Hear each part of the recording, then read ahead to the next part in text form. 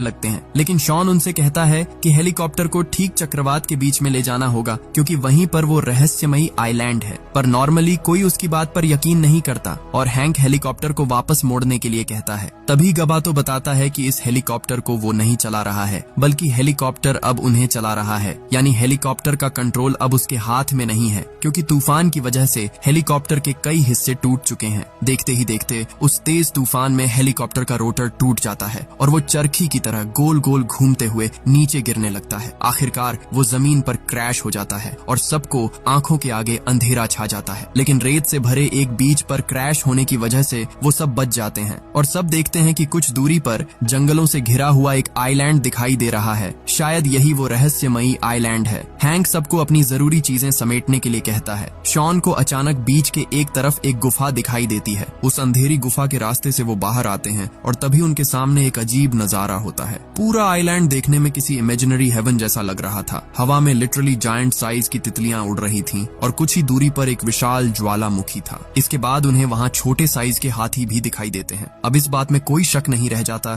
कि यही वो मिस्टीरियस आइलैंड है। अचानक दूर से धुआं उठता देखकर शॉन सोचता है कि शायद वही उसके दादाजी का कैंपिंग साइट है, इसलिए वो उस तरफ बढ़ने लगता है। लेकिन कालाइनी तुरंत अपने पिता को लेकर बीच पर वापस जाना चाहती है। तब शॉन कहता है कि इस हरिकेन में उन्हें रेस्क्यू करने के लिए कोई जहाज या प्लेन नहीं आएगा। हैंक भी उसकी बात से एग्री करता है और कहता है कि इससे बेहतर है कि अगर शॉन के दादाजी मिल जाएं तो उनके रेडियो के जरिए कहीं मैसेज भेजकर इस आइलैंड से निकलने का इंतजाम किया जा सकता है। इसलिए अब सब उस धुएं की तरफ पैदल चलना शुरू कर देते हैं। वैसे ही वो लोग अजीब से पत्थरों के ऊपर से चलते जा रहे होते हैं कि अचानक गबातो का पैर एक पत्थर के अंदर थोड़ा सा धंस जाता है। वहाँ का चिपचिपा हिस्सा देखकर हैंक समझ जाता है कि ये असल में पत्थर नहीं है बल्कि किसी जानवर के अंडे हैं। अब अंडे ही अगर इतने जायंट साइज के हैं तो वो जानवर कितना बड़ा होगा। दिमाग में ये सवाल घूम ही रहा होता है कि तभी उन्हें इसका जवाब भी मिल जाता है। थोड़ी ही दूरी से एक दहाड़ सुनाई देती है और उन्हें एक भयानक गिरगिट दिखाई देता है। इस जायंट साइज के गिरगिट को देखकर लिटरली वो किसी ड्रैगन जैसा लग रहा था। हैंक सबको लेकर बहुत सावधानी से आगे बढ़ना चाहता है, लेकिन अचानक गबातो एक अंडे का छिलका तोड़कर उसके अंदर गिर जाता है। अंदर मौजूद चिपचिपा लिक्विड पूरे बदन पर लपेटे हुए वो अंडे से बाहर आता है और उसके साथ ही बाहर आता है गिरगिट का बच्चा। उस बच्चे और गबातो की चीख सुनकर बड़ा गिरगिट उनकी मौजूदगी को भांप लेता है। अब ये जायंट जानवर उनका पीछा करना शुरू कर देता है और सब अपनी जान बचाकर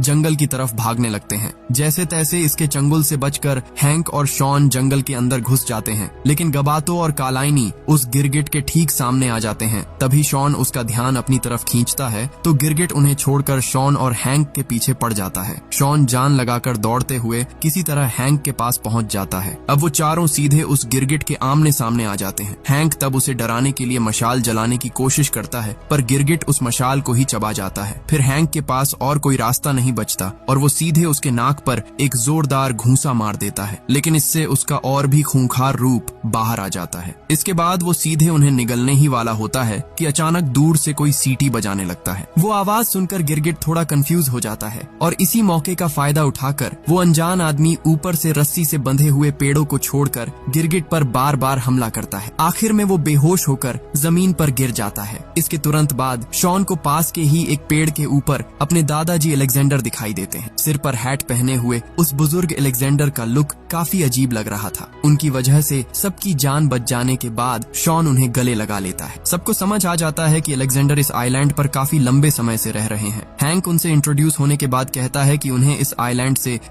जल्द बाहर निकलना होगा। अलेक्जेंडर बताते हैं कि कुछ ही देर में यहाँ रात होने वाली है और तब ये आइलैंड और भी ज्यादा खतरनाक हो जाएगा, इसलिए उन्हें आज की रात यहीं बितानी चाहिए। उनकी बात मानकर सब उनके पीछे पीछे चलने लगते हैं। इसके बाद अलेक्जेंडर सबको अपना खुद का बनाया हुआ घर दिखाते हैं। आइलैंड के पेड़ पौधों और बोट से लाए गए कुछ सामानों का इस्तेमाल करके उन्होंने एक कमाल का घर बनाया था। यहाँ तक कि घर की लाइटें भी असल में बक्सों के अंदर जायंट साइज के जुगनुओं को रखकर बनाई गई थी। मतलब बिल्कुल एडवेंचर लेवल का घर। यहाँ तक कि उनका रेडियो भी उन्होंने खुद ही तैयार किया था। हालांकि रेडियो से मैसेज भेजने के लिए आसमान में मौजूद सैटेलाइट को इस आइलैंड के ऊपर आना होगा और वो सैटेलाइट ऐसी पोजीशन में अब से 6 हफ्ते बाद ही आएगा। इसका मतलब उन्हें पूरे 6 हफ्ते यहीं फंसे रहना होगा। ये बात सुनते ही हैंक और कालाइनी बहुत ज्यादा निराश हो जाते हैं। वैसे भी शॉन का सौतेला बाप होने की वजह से अलेक्जेंडर हैंक के साथ काफी रूखा बर्ताव कर रहे होते हैं। खैर वो सबको प्रॉमिस करते हैं कि अगली सुबह वो उन्हें एक ऐसी चीज दिखाएंगे देखेंगे जिसे देखकर सब हैरान रह जाएंगे। इसी तरह रात बिताने के बाद अलेक्जेंडर अपने वादे के मुताबिक ठीक अगले दिन सुबह सबको आइलैंड के पास एक जगह पर लेकर जाता है। उस तरफ जैसे ही सबकी नजर पड़ती है उनके होश उड़ जाते हैं। वहाँ पर कहानियों में सुनी जाने वाली वो खोई हुई नगरी अटलांटिस थी, जिसके बारे में जूल्स वर्न ने अपनी किताब में लिखा था। बहुत समय पहले इंसानों ने यहाँ इस अनोखे शहर को बसाया था। पुराने जमाने के आर्किटेक्चर से बने इन महलों और आलीशान घरों को देखकर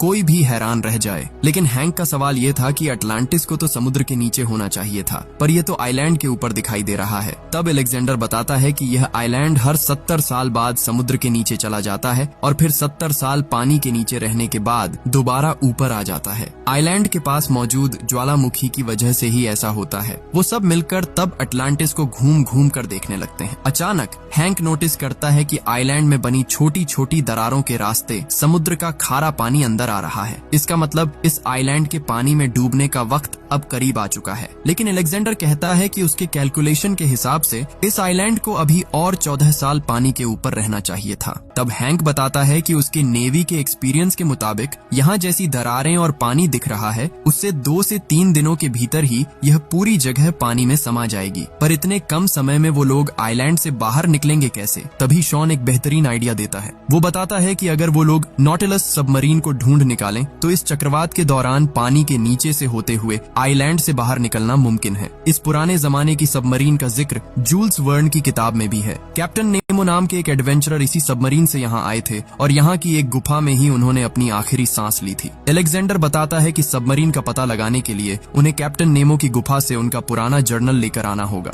उस गुफा का रास्ता बहुत ज्यादा संकरा होने की वजह से अलेक्जेंडर आज तक उसके अंदर नहीं जा पाया था। तब कालाइनी उस गुफा के अंदर जाने के लिए तैयार होती है। फिर लताओं और रस्सियों के सहारे वो उस संकरी पत्थरीली गुफा के अंदर उतर जाती है। अजीब और डरावने माहौल वाली इस गुफा में चारों तरफ इंसानी हड्डियां बिखरी पड़ी थीं। उन्हीं के बीच एक कुर्सी पर खुद कैप्टन नेमो बैठे हुए थे, जिनके हाथ में वो जर्नल था। शायद इसी कुर्सी पर बैठे बैठे उन्होंने दम तोड़ा था। इतने सालों तक गुफा के बंद माहौल में रहने की वजह से उनकी बॉडी एक मम्मी में बदल चुकी थी। तभी जैसे ही कालाइनी उनके हाथ से वो जर्नल खींचती है, वहाँ से एक बहुत बड़ा कनखजूरा निकल आता है। वो डर के मारे उस कनखजूरे को झटक कर दूर फेंक देती है, पर तभी अचानक ऊपर से एक जोरदार आवाज होती है। अगले ही पल पूरी गुफा ताश के पत्तों की तरह ढहने लगती है। कालाइनी अपनी जान बचाकर तेजी से दौड़ती है और किसी तरह जर्नल लेकर ऊपर आने में कामयाब हो जाती है। जब उसे ऊपर खींचा जा रहा होता है तो वो सीधे शॉन के ऊपर जाकर गिरती है और शॉन को इस बात से थोड़ी खुशी ही होती है। कैप्टन नेमो के जर्नल से पता चलता है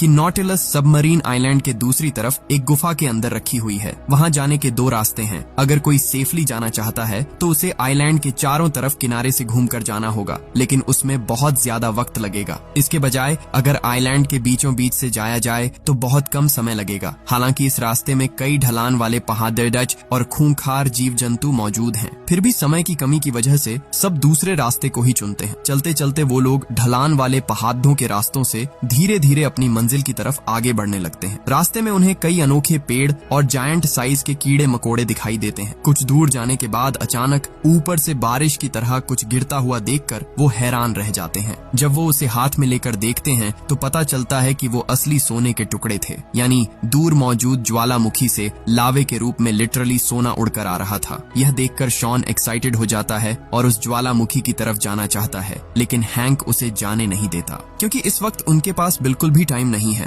तब अलेक्जेंडर उससे कहता है कि शॉन को रोकने का हक उसका नहीं है क्योंकि वो उसका सगा बाप नहीं है। हैंक तब जवाब देता है कि वो उसका लीगल गार्जियन है और शॉन के प्रति उसकी एक जिम्मेदारी है जो शायद अलेक्जेंडर की कभी नहीं थी। इसी बात पर उनके बीच एक छोटी सी बहस हो जाती है। ये सब देखकर शॉन हैंक से चिढ़ जाता है और आगे की तरफ बढ़ जाता है। हालांकि तब कालाइनी उसे समझाती है कि पेरेंट्स उनकी सेफ्टी के लिए ही कई बार ऐसे फैसले लेते हैं जो उन्हें पसंद नहीं आते, पर वो उनके भले के लिए ही होते हैं। इसी तरह बातें करते करते वो फिर से चलने लगते हैं, लेकिन आइलैंड के आखिरी हिस्से में एक बहुत बड़ी ढलान थी और उसके बीच में गहरे गड्ढे थे। इस रास्ते को पैदल पार करना किसी भी तरह मुमकिन नहीं था। तभी अलेक्जेंडर एक ऐसा काम कर बैठता है जिसकी किसी ने कल्पना भी नहीं की थी। वो एक जायंट साइज की मधुमक्खी की पीठ पर बैठ जाता है और कहता है कि यही हमें आइलैंड के दूसरी तरफ पहुंचाएंगी। विशाल साइज के होने के बावजूद ये काफी शांत होती हैं और इन्हें आसानी से कंट्रोल किया जा सकता है। उसे देखकर शॉन भी एक दूसरी मधुमक्खी की पीठ पर सवार हो जाता है। फिर कालाइनी भी उसके साथ बैठ जाती है। वहीं हैंक और गबातो एक और मधुमक्खी की पीठ पर बैठ जाते हैं। इसके बाद उनकी मदद से वो आसानी से उड़ते हुए पहाड़ों को पार करके आगे बढ़ने लगते हैं। उड़ते वक्त नीचे का नजारा देखने में किसी जादुई स्वर्ग जैसा लग रहा था। लेकिन इसी बीच अचानक गबातो के चेहरे पर सफेद रंग की कोई चीज आकर गिरती है। हाथ से छूकर उसे एहसास होता है कि ये असल में किसी पक्षी की बीट है। फिर जैसे ही वो ऊपर की तरफ देखते हैं, उन्हें एक जायंट साइज की चिड़िया दिखाई देती है। उस चिड़िया का इरादा मधुमक्खियों के साथ साथ उन्हें भी अपना निवाला बनाने का था। हालात बिगड़ते देख वो तुरंत अपनी मधुमक्खियों को गाइड करके जंगल के अंदर ले जाते हैं। उनके पीछे पीछे कई सारी चिड़ियाओं एक साथ मिलकर उनका पीछा करने लगती हैं। पेड़ों के बीच से खतरनाक तरीके से उड़ते हुए वो किसी तरह उन चिड़ियों से बचने की कोशिश करते हैं, लेकिन यह चेज लगातार जारी रहता है।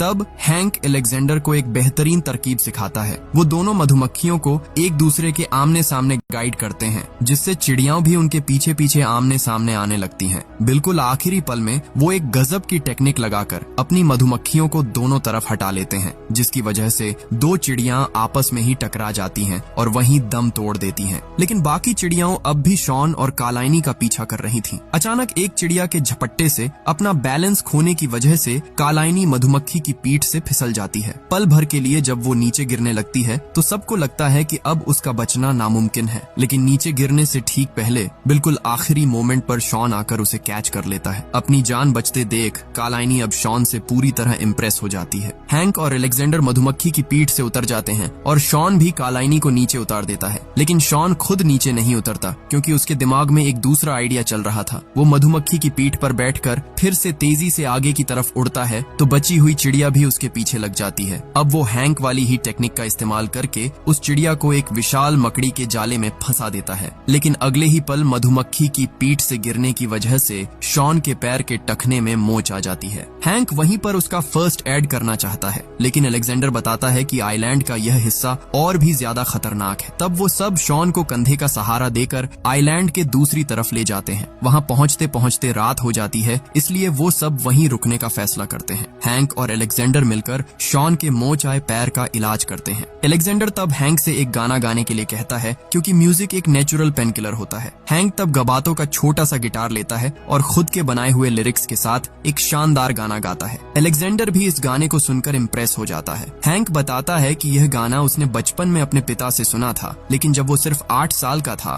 तब उसके पिता उसे छोड़कर चले गए थे। खैर, वो सब वहीं पर रात बिताने की तैयारी करते हैं। रात को सोने से पहले गबातो अपनी बेटी से पूछता है कि क्या वो शॉन को पसंद करती है। जवाब में कालाइनी कहती है कि अगर वो उसे पसंद कर भी ले तो भी उनके बीच कुछ होना पॉसिबल नहीं है, क्योंकि शॉन इस एडवेंचर के खत्म होते ही यहाँ से लौट जाएगा और फिर से कॉलेज की पढ़ाई शुरू कर देगा, जबकि कालाइनी अपने छोटे से आइलैंड पालाऊ वापस चली जाएगी। गबातो तब कहता है कि वो भी उसे कॉलेज में पढ़ाना चाहता है और इसके लिए वो कुछ भी करने को तैयार है। इसी तरह बातचीत के बाद रात को सब सो जाते हैं। अगली सुबह उठते ही शॉन को अपने बिल्कुल पास पानी दिखाई देता है। वो तुरंत हैंक